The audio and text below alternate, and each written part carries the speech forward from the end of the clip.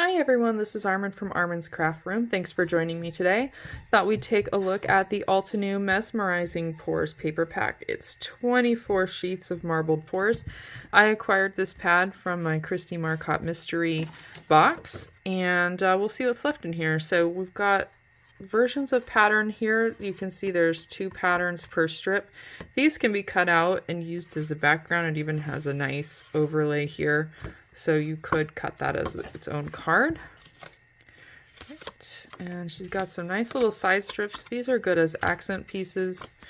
Now, what could you use this marbled paper for? Well, it could be a background as is. It could also be used to cut out die cut images. So larger flowers or other scenes can be cut with these. This paper is shiny. It's got some kind of coating on it.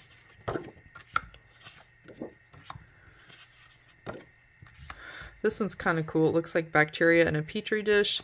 Also could be bubbling water, depending on your viewpoint. This could be an ocean.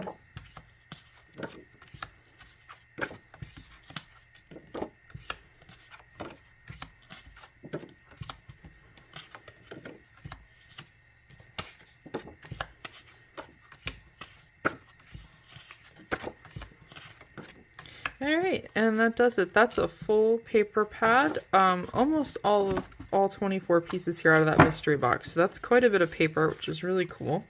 And they've also got these squares in the back, and you can cut these out. They are 1 1/4 inch, slightly more than 1 1/4 inch wide each.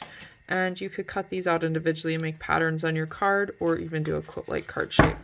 If you enjoyed this flip through, and you'd like to see more or see what I make with this paper, please subscribe to the channel. If you'd like to be the first to be notified by YouTube, hit the notification button.